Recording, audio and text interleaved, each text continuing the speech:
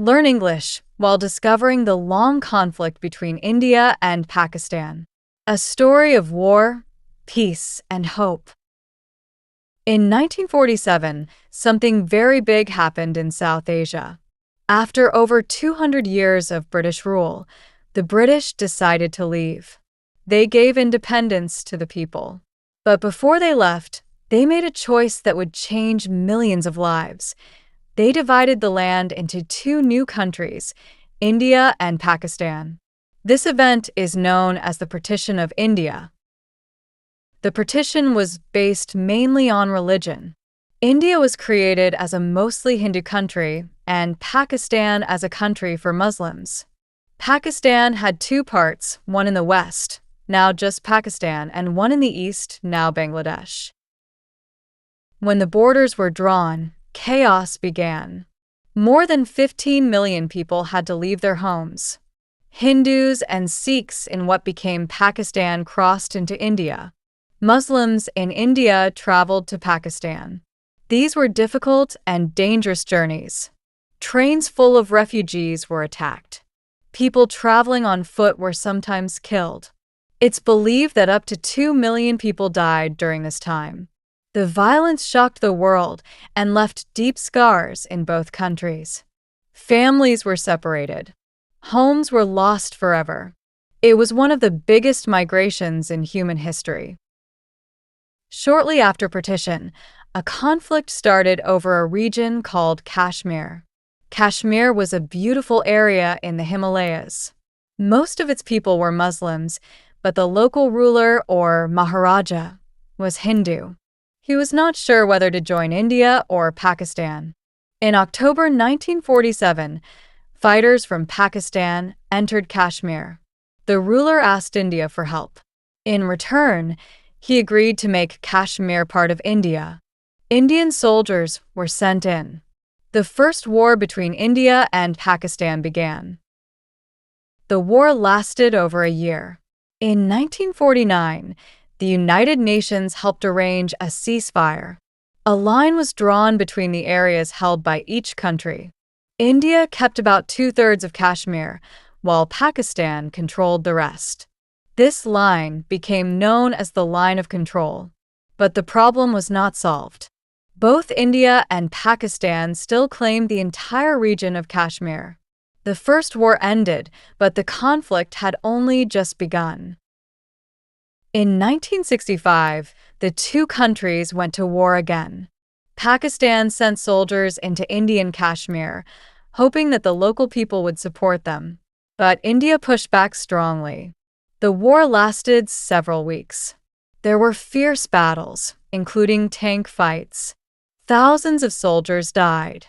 In the end, both countries agreed to stop fighting and return to their original positions. But again, Kashmir remained a disputed land. Then came the War of 1971, a very different and very important conflict. This time, the problem was not in Kashmir. It was in East Pakistan. The people there felt they were treated unfairly by the West Pakistani government.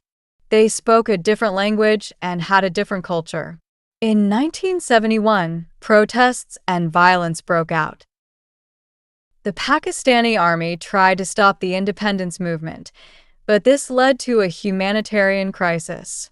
Millions of refugees fled to India. India decided to support the people of East Pakistan. On December 3, 1971, war officially began. India invaded East Pakistan. In just 2 weeks, the Indian Army defeated Pakistani forces. On December 16th, Pakistan surrendered. A new country was born, Bangladesh.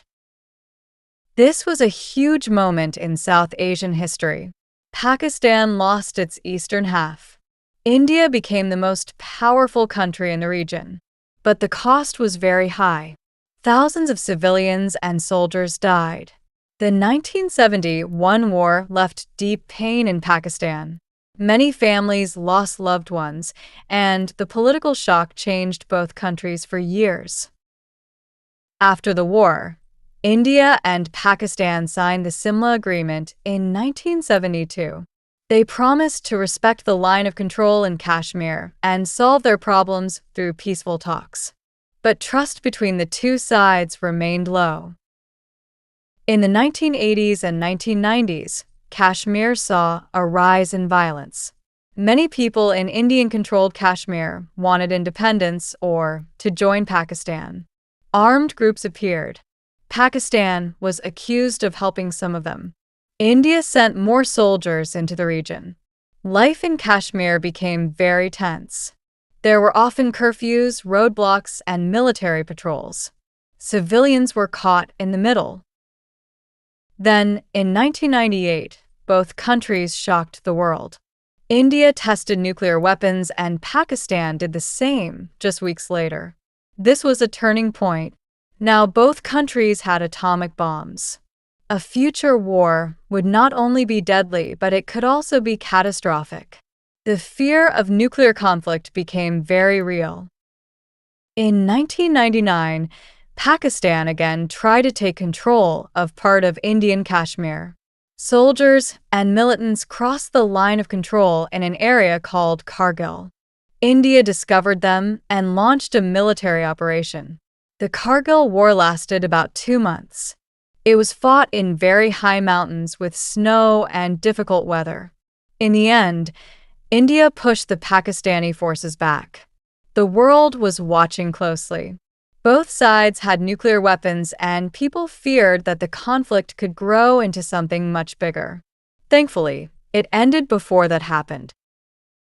Since 2003, there has been a ceasefire along most of the line of control. But that doesn't mean peace. Small attacks and shootings still happen. In border villages, people sometimes have to run to shelters when there is firing. Children stay home from school. Families live in fear, but they try to continue with daily life. Some even say they have grown used to the sounds of gunfire. It's a sad reality. There have also been big attacks by terrorists that nearly led to more war. In 2008, gunmen attacked the Indian city of Mumbai. They came by boat from Pakistan. For 3 days, they killed civilians in hotels, a train station, and a Jewish center. Over 160 people died. The attackers belonged to a group based in Pakistan. India was furious. Talks between the two countries stopped.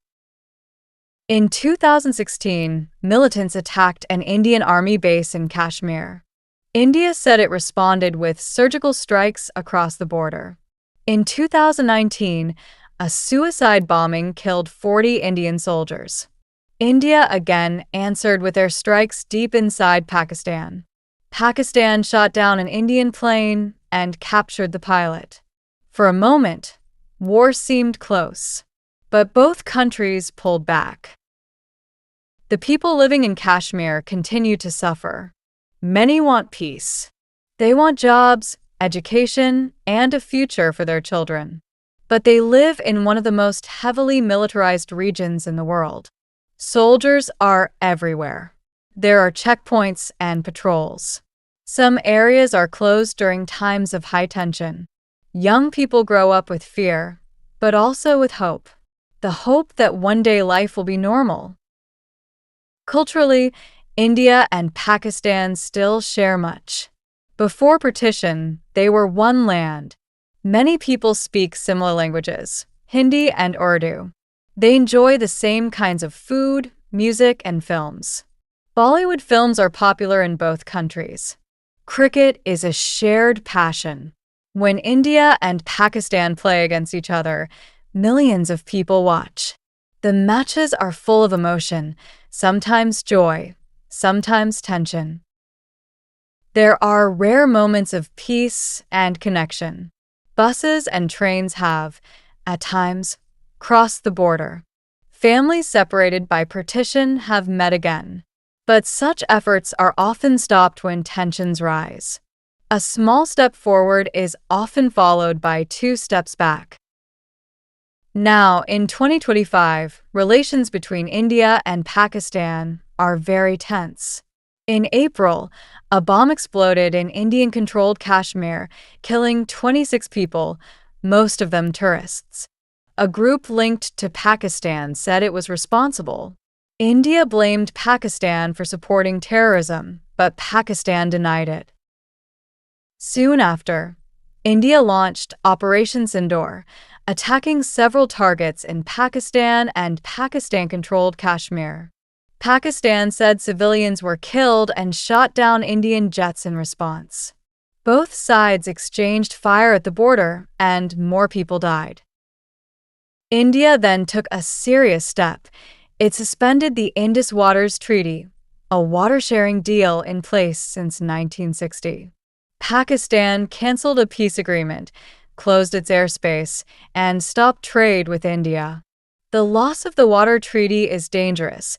Floods and droughts are now affecting farmers in Pakistan, and many fear a water crisis. This is the worst fighting since 2019. With both countries having nuclear weapons, the world is watching closely and hoping for calm. Most people on both sides don't want war. They want peace. They want to study, to travel, to work, and to build a better life. The hope is that future generations can grow up without the pain of the past, that they can live in peace and not in fear, that history does not repeat itself.